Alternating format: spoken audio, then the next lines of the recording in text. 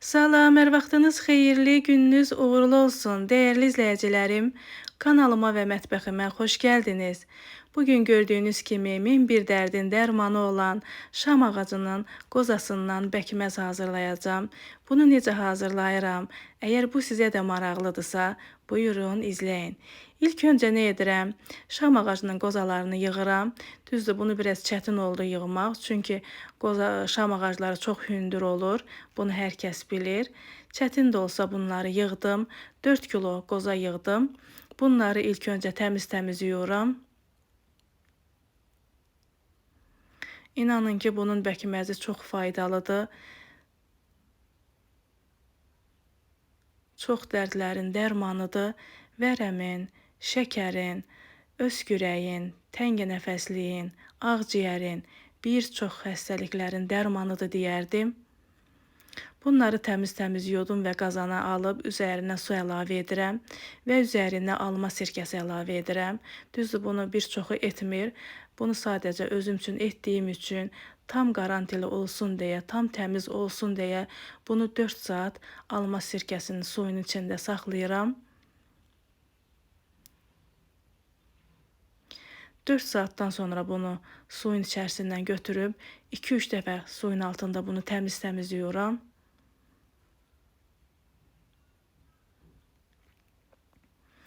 Qeyd edim ki, bunu yaşıl formada dərib bişirməliyik. Çünki bunu dərman üçün yaşıl olmalıdır. Sonra bu quruyur, qaralır. Bunun faydası olmur. Bunu bişirsək də faydası olmur. Tam zamanı, tam vaxtı may ayındadır. Mayın axırına qədər bunu bişirmək olur. Sonra bunlar artıq quruyur. Hazırlamaq da düzgün deyil. Mən bunu may ayında hazırladım və bunu düzdür paylaşımım biraz gec oldu. Amma may ayında bunu hazırlamaq lazımdır tam düzgün şəkildə. Tam düzgün qaydada bugün bunu hazırlayacağım. Tam təbii dərman. Kimin necə sualı varsa yorumlarda yaza bilər. Bunu cavablandıracağım. Gördüyünüz kimi qozaların başını kəsdim, təmizlədim. Düzdür, bunu etməsək də olar. Sadəcə mən etdim. Bunu içərisindən su alıb bunu qaynadıram. Bunu bir res qaynadıb atıram mən.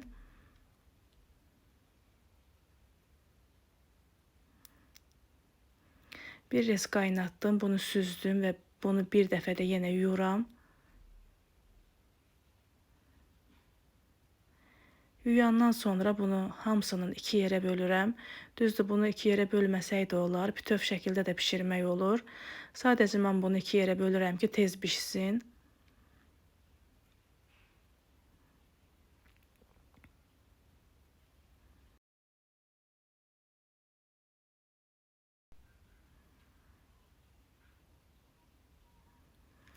Uzun prosesli bir işdi, çətin bir işdi, amma öhdəsindən gəldim. Gördüyünüz kimi hamısını 2 yerə böldüm və bunun üzərinə su alıb bişməyə qoyuram.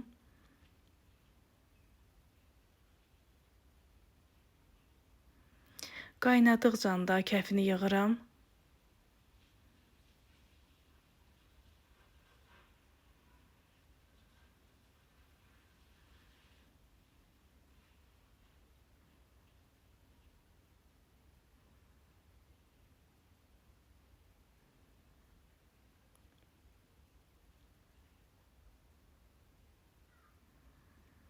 Artıq bişir, gördüyünüz kimi. Üzərinə biraz mixək əlavə edəcəm.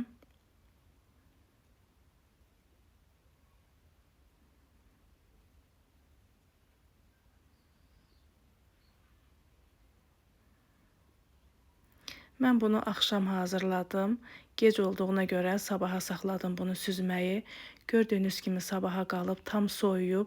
Bunu aş süzəndən keçirdirəm, süzürəm. Qozaların da necə bişdiyini görürsüz. Tam həll bişib. Bunu birinci aş süzəndən süzürəm, sonra süzgəcdən keçirdirəm.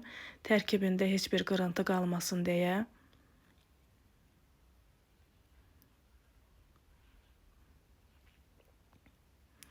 Qozaları da bu formada sıxıram ki, tərkibində su qalmasın.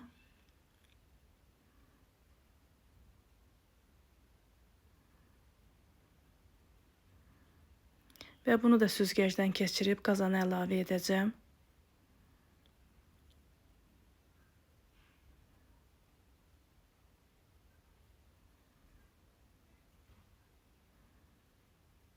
Bunu da əlavə edib, bunu artıq bişməyə qoyuram.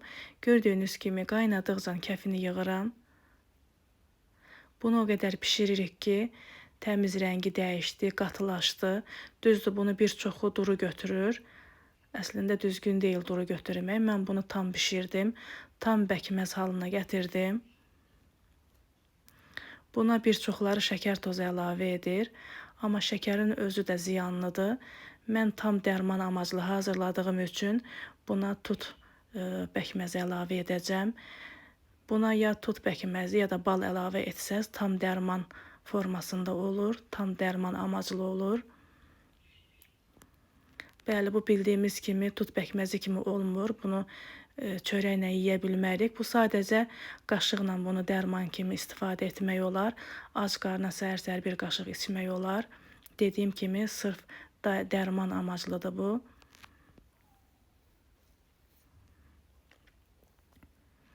Gördüyünüz kimi bir stəkan yarım buna tut bəkməzi əlavə etdim.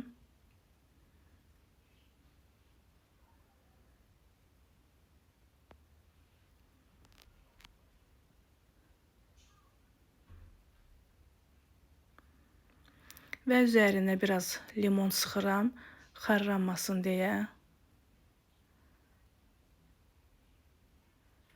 Gördüyünüz kimi o qədər bunu qaynatdım ki, tam bəkməz halına gəldi.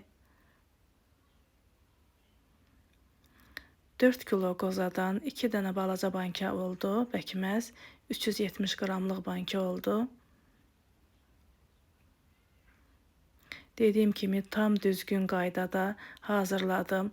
Kimin nə sualı varsa yaza bilər. Bəli, dəyərli izləyicilərimiz, paylaşdığım bu video kimlərəsə fayda oldusa, videolarımı izləyərkən bəyənməyi unutmayın.